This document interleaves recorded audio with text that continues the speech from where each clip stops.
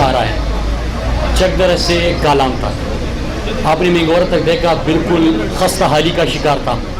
اور عمران خان کی حکومت جب آئی تو ہم نے کام اس کے اوپر تیز کر دیا، اور اس کے بعد وہ مینگورہ تک مکمل ہو چکے ہیں۔ کالام میں ایک سیکشن جو رہتا ہے اس کے اوپر ایک انکوائری رپورٹ آئی تھی، اس کے اوپر کسی کو شکایتیں بھی ہوئی تھی، یہاں پہ مینگورہ میں ایک جلوس بھی نکالا گیا تھا، لیکن سب کو پتہ ہے کہ کس نے ملکی خزانے کو نقصان پہنچایا اور کس نے عوام کے پیسے کے اوپر ڈاکہ ڈالا، وہ بھی ثابت ہو گیا۔ دوسری چیز کی نئی شاہراہ کون سی بن رہی ہے، دو رابطہ پلوں کا آپ نے ذکر کیا، وہ بالکل سی ایم صاحب یہاں پہ موجود ہے، دونوں بجٹ میں ریفلیکٹ ہو چکے ہیں، دونوں کی منظوری ہو چکی ہے۔ تیسری چیز کہ ہم اپنے جو سوات موٹر وے ہے اس کے ایکسٹینشن کی طرف جا رہے ہیں، چکدر سے ہم اس کو باڈیرے سے آگے لے کے چلے جائیں گے، جس سے سوات کی جو اکانومی ہے وہ بھی ریوائیو ہو جائے گی، ٹورزم کو فروغ بھی مل جائے گا، اور سی پیک کے ساتھ آلریڈی ہم کنیکٹ ہو گئے۔ یونیورسٹی سوات میں اس وقت ہم نے 3 نئی یونیورسٹیاں جو ہے وہ منظور ہوئی ہے، ایک ایگریکلچر یونیورسٹی، ایک ویمن یونیورسٹی، اور ایک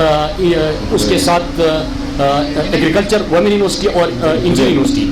3 یہ یونیورسٹیز ہیں، اور انشاءاللہ سی ایم صاحب کا یہ بھی ایک پختہ عزم ہے کہ انشاءاللہ مینگورہ سیدو کے اندر جو سیدو میڈیکل کالج ہے اس کے ساتھ ساتھ ڈینٹل سیکشن بھی ہونا چاہیے، جس کی طرف بھی ہم جائیں گے، اور ہر تحصیل کے اوپر ایک نیا کالج بھی بنے گا۔ دیکھیں پہلی چیز، اگر ایک تو یہ بزینجو جو ہے نا وہ رانگ نمبر ہے، ٹھیک ہے، اور آپ اس کو ذرا ایک دفعہ دیکھ لیجئے گا، تو وہ رانگ نمبر تھا پہلے سے، سب کو پتا تھا،